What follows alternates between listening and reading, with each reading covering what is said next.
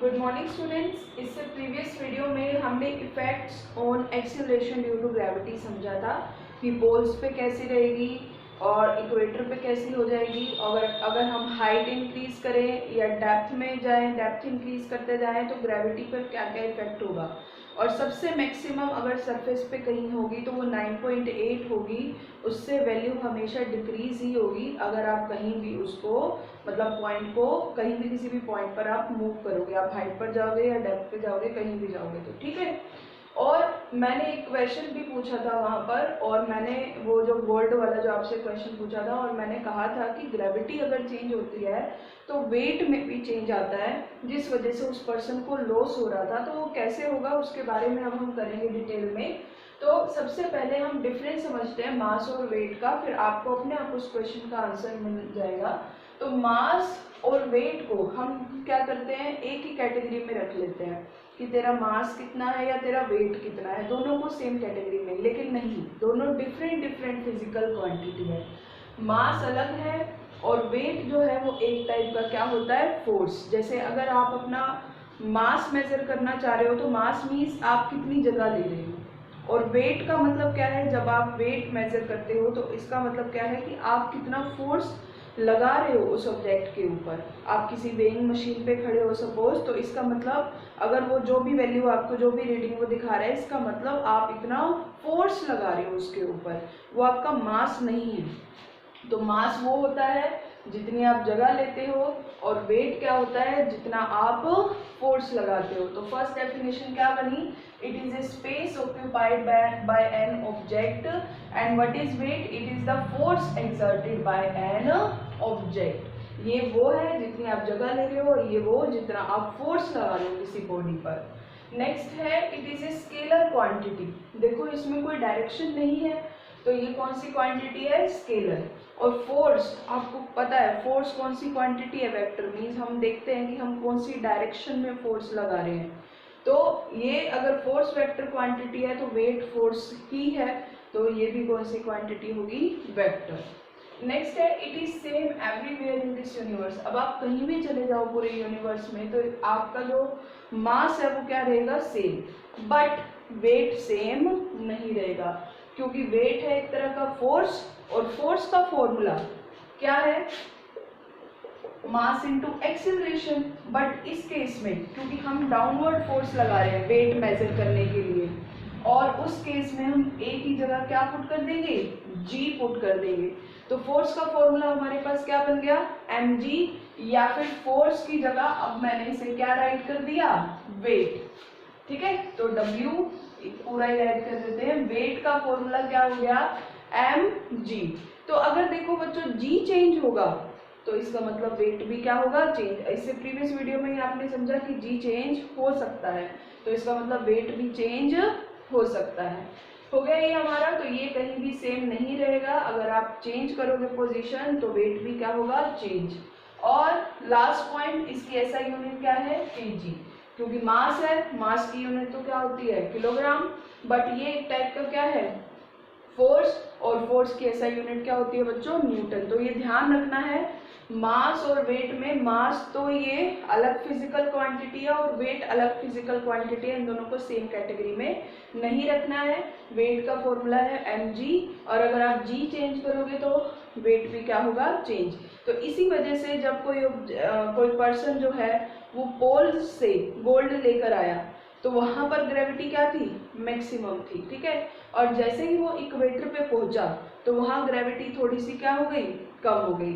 Suppose वहां पर gravity थी उसकी 9.8 मतलब 10 ही थी, तो उसका वेट वहां पर कितना था, 10 m था। ठीक है, लेकिन जैसे ही वो सरफेस पे इक्वेटर पर आया, यहाँ हम बात कर रहे हैं पोल्स की, और जैसे ही वो इक्वेटर पर आया तो उसकी जो एक्सेलरेशन ड्यू टू ग्रेविटी थी वो कम हो गई। सपोज वहां हो गई 9.2 हो गई। ठीक है, तो फिर अब उसके पास कितना वेट रह गया, 9.2 m रह गया। तो वेट देखो क्या हो गया, कम हो गया। तो भी वो सस्ते में खरीद के आने के बावजूद भी उसे फायदा नहीं हुआ, उसको क्या हुआ, लॉस हुआ। यहाँ आते ही उसका वेट क्या हो गया, कम। मान लो 10 ग्राम सोना खरीद के आया था, तो उसको यहाँ पर आने के बाद 10 ग्राम नहीं मिला, 10 ग्राम से थोड़ा सा क्या मिला, कम। वेट उसका क्या हो गया, कम हो गया। ठीक है, अब इसके बाद अब तुमने समझा कि वेट चेंज होता है अगर आप हाइट चेंज करो, डेप्थ या फिर पोल से इक्वेटर। तो इसका मतलब अगर हम मून पे जाए तब भी हमारा वेट क्या होगा, चेंज होगा।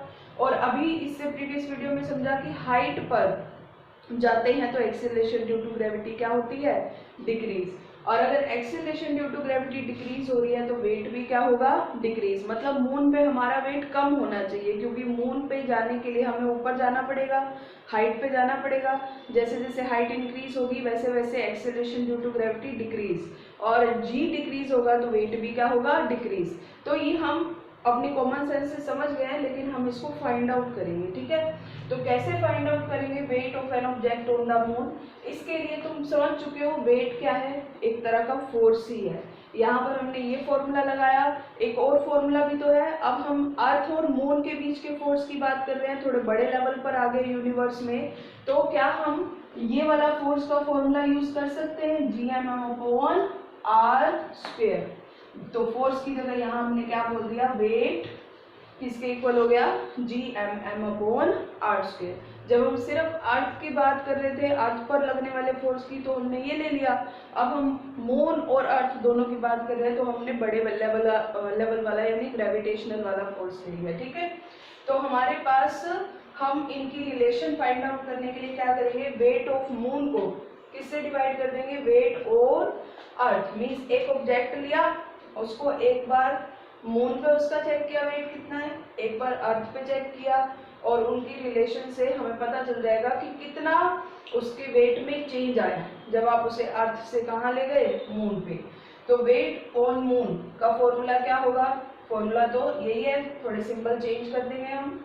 क्या हो जाएगा, जी मास ऑफ मून और वो ऑब्जेक्ट जिसके लिए भी आप वेट देखना चाह रहे हो, divide by radius of moon का square. Divide by weight of earth का फॉर्मूला क्या होगा, G mass of earth into mass of same object जिसके लिए आप मून पे भी देख रहे हो, अर्थ पे भी देख रहे हो, divide by radius of earth का स्क्वायर। अब देखो इस दोनों केस में ये स्मॉल m कैंसिल, जी कैंसिल, क्या बचा, मास ऑफ मून। अब ये वैल्यूज आपको लर्न करनी है। मास ऑफ मून किसके इक्वल होता है, 7.36 into 10⁻22 divide by radius of moon का स्क्वायर, और रेडियस ऑफ मून कितना है, 1.74 इंटू 10⁻6 पूरे का square, divide by mass of अर्थ। अब ये दोनों डिवाइड में हैं तो ये यहाँ पर यहाँ मल्टीप्लाई हो जाएंगे। 6 मास ऑफ अर्थ कितने के इक्वल है, 6 इंटू 10⁻24, और रेडियस ऑफ अर्थ का स्क्वायर, और रेडियस ऑफ अर्थ बिल्कुल डिवाइड में है तो जाके इससे मल्टीप्लाई, ये दोनों आपस में मल्टीप्लाई हो गए और ये दोनों आपस में मल्टीप्लाई हो जाएंगे, मास ऑफ मून के साथ रेडियस ऑफ अर्थ का स्क्वायर मल्टीप्लाई। ठीक है, और जब आप इसे सॉल्व करोगे, आप पावर सॉल्व करोगे, देखो नीचे कितनी पावर आ रही है, 6 मल्टीप्लाई बाई 2, पावर की पावर कितनी है, 12, 12 प्लस 24 36, ऊपर भी कितनी आ रही है, 6 इंटू 2 कितनी वैल्यू हो जाएगी, 12, और 12 प्लस 22 कितना होगा, 34। मीन्स नीचे 36 ऊपर 34, तो नीचे अगर कुछ बचेगी वैल्यू कोई आएगी तो वो नीचे की तरफ आएगी, क्योंकि नीचे आपकी वैल्यू जो है वो ज्यादा है। ठीक है, उसके बाद इधर है 7 और इधर 6 का स्क्वायर। एक 6 से तो अप्रोक्सीमेटली, हम अप्रोक्सीमेशन में कोई भी आंसर निकालते हैं तो निकालते हैं, तो एक 6 से तो ऐसे समझ लो एक 6 कैंसिल, अगर आप इसे राउंड ऑफ कर लो तो एक 6 बचा, इधर 7 और नीचे 1 पॉइंट जो भी वैल्यू है इसको भी राउंड ऑफ कर लो, 1.8 इसका स्क्वायर है। तो जब आप इसे सॉल्व करते हो, नीचे वैल्यू ज्यादा है ऊपर वैल्यू कम, तो आपके पास आंसर आ जाता है यहाँ पर 1/6। तो weight of moon upon weight of अर्थ कितने के इक्वल हो गया, 1/6। वेट ऑफ अर्थ डिवाइड है, उधर जाके क्या हो जाएगा, मल्टीप्लाई। तो आपको मैंने पहले भी कहा है कैलकुलेशन करने की जरूरत नहीं है, आप डायरेक्ट वैल्यू लर्न कर सकते हो कि मून पे कितना वेट होगा ऑब्जेक्ट का, जितना उसका अर्थ पे है उसका 1/6 टाइम्स। सपोज किसी का वेट है यहाँ पर 60 kg, कितना वेट है, 60, मतलब kg हम बोलते हैं, एक्चुअली में इसको हम बोलते हैं केजी वेट। इसके आगे वाला ना वेट हम खा जाते हैं, न्यूटन या केजी वेट। तो वेट केजी बोलो या केजी वेट बोलो, अगर आप सिर्फ केजी बोलते हो तो फिर आप गलत बोल रहे हो, क्योंकि वो मास हो जाएगा। तो कितना केजी वेट है उसका? 60 केजी वेट, ठीक है। तो 60 केजी वेट है तो फिर उसका मून पे कितना लगेगा? 1/6 इंटू 60, यानी सिर्फ कितना एक्सपीरियंस होगा? 10 केजी वेट एक्सपीरियंस होगा। तो इसका मतलब आप मोटे नहीं हो, आप सिर्फ गलत जगह पे हो। अगर आप मून पे जाओगे तो आपका वेट कितना हो जाएगा? सिर्फ 10। ऐसे ही मार्स पे जाओगे तो और कम। क्यों? क्योंकि ग्रेविटी की वैल्यू क्या होती जाएगी? हाइट पे जैसे जैसे जाते जाओगे कम होती जाएगी। तो आपको ये रिलेशन लर्न करनी है, न्यूमेरिकल्स में काम आएगी, और ये आपको वेट के बारे में भी याद रखना है। Okay students, that is it for today.